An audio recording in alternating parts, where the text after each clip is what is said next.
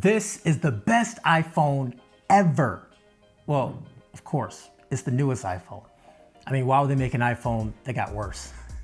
So it's not really saying much, but as an iPhone user, when a new one comes out, I always want to see what's different, and I personally tell you if it's worth upgrading to it or not.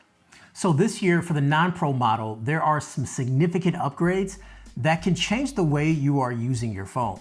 So this might be a good year to upgrade. Now, if you're coming from a 13 or 14, it's definitely a no-brainer.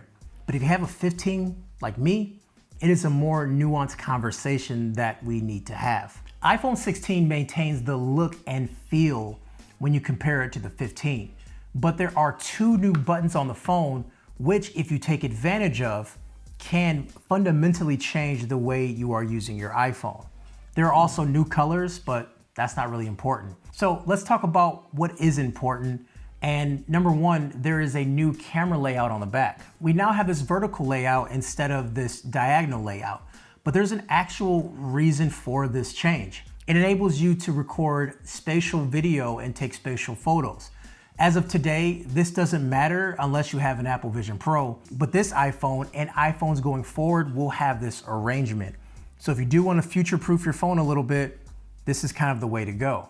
Now, even if you don't have Apple Vision Pro, there may be a time where you will have some augmented reality headset and you want to capture these memories, these moments in spatial, because when you're watching those headsets, it really does like transport you back to where you were.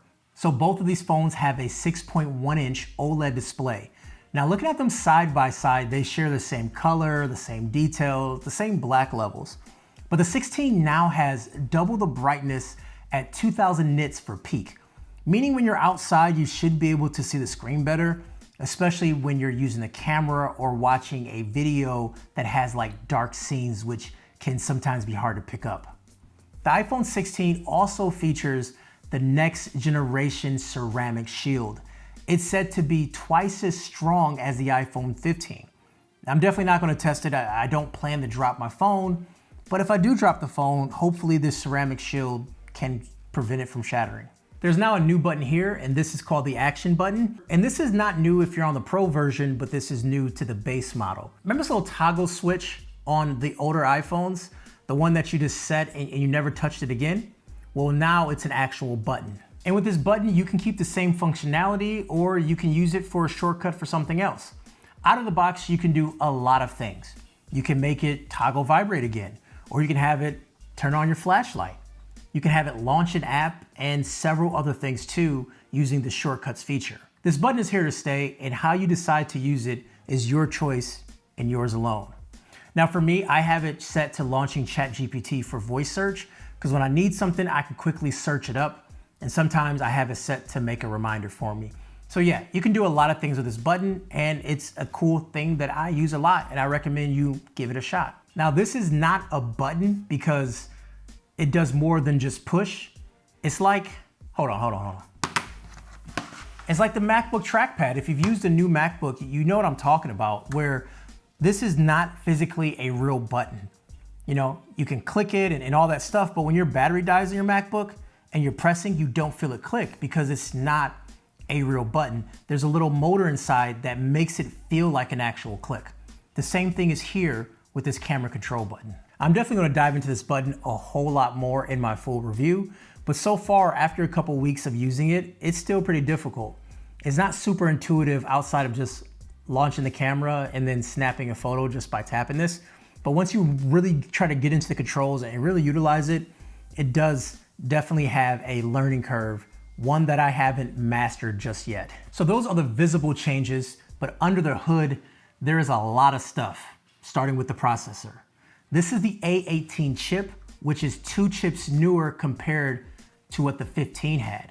The chip is also more efficient, which should help with battery life, and we'll be checking out that later in the video to see how much better battery life or worse that I've gotten. Now, since we do have a faster GPU, this also enables us to play games that we couldn't play before. So for example, Assassin's Creed Mirage, as you can see, I can't even play it on the 15 at all, whereas on the 16, I'm able to play the game just fine. And a lot of the new AAA title games are not going to be able to be played on the 15 unless you have the Pro version, but they'll work just fine on the 16 because of that newer processor, which has that better GPU. We are now bumped up to 8 gigabytes of RAM from 6. Now this increase of RAM is to support the new AI features that will be coming very soon, which is very intensive on systems since it's not going out to the internet to do a lot of the AI processing.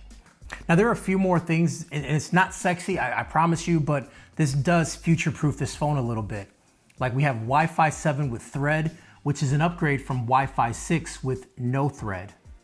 Also, we have better thermal design to keep the heat down, which should increase battery life and performance too.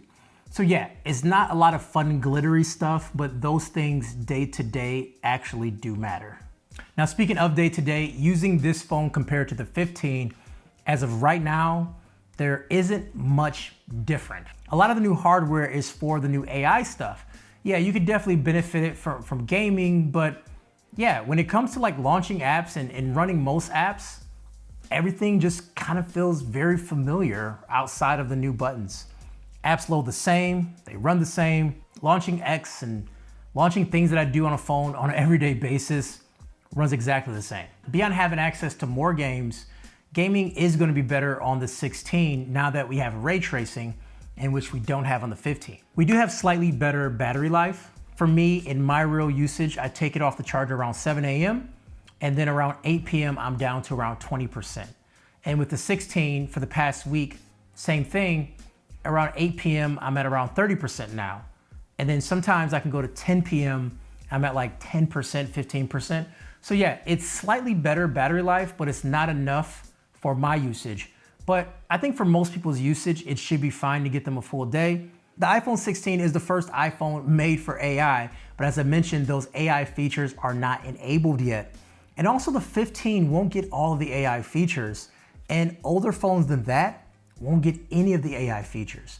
So this is a generational change with the 16. This is like the flag on top of the AI mountain that Apple is going all in with AI. And until this AI stuff comes out, I'm gonna hold my personal thoughts, as I've been on it for a couple of months playing with the beta, but I don't think it's fair to share those things because it's beta. The iPhone 16 also has an upgraded camera system, and there are 8 key improvements, as you can see here, and some of the things I've already talked about. But we do have an all-new ultra-wide camera with autofocus and a lower aperture, and this also gives us better micro photography for video and also photography as well. So forgive me, I'm sounding pretty old right now, but I didn't know that it was a thing to go to ultra wide and then use the back camera to take a selfie of yourself. So yeah, skin tone wise, you can definitely see a better skin tone, and then also there's a lot more detail, especially on this back wall. There's a lot more details. We also have a new 48 megapixel fusion sensor, which I don't know exactly what that means, but I know what it gives you. And it gives you 0 shutter lag when taking photos, better optical stabilization, better in low light. Let's put it to the actual test and some real life examples. So in these very early examples in good lighting, you're not gonna see much of a difference between the cameras. I am noticing that the colors are a little bit more muted on the 16, which actually gives it a more realistic photo. Same for the front-facing camera. Both cameras are exactly the same, which is pretty impressive. Now we go into low light, we can definitely see the 16 is better overall with more brightness on all of these shots. And also we take a look at the macro shot right here and look at that leaf compared to the 15 leaf. The 15 doesn't have autofocusing and macro, so you miss a lot of shots.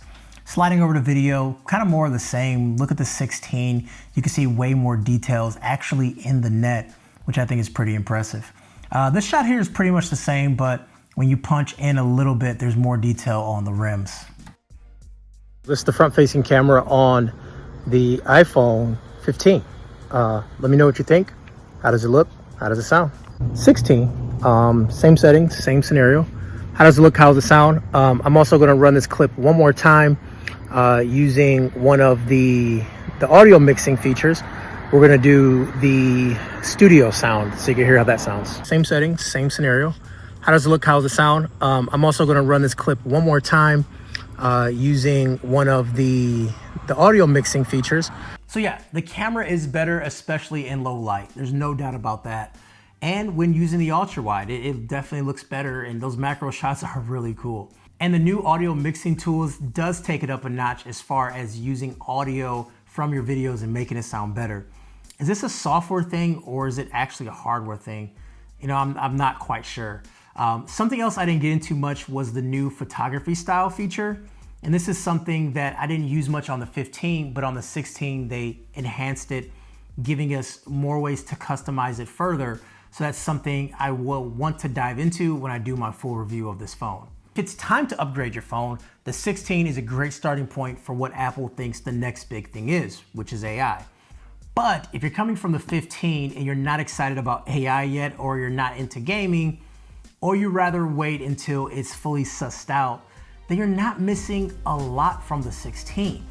The 16 feels more so wait and see for me. Now, as a person that loves technology, I always want the best and always the newest, and the action button to me is worth it, but for many people, it may not be. Are you many people? Let me know down below in the comments. Kevin the Tech Ninja, and you take care.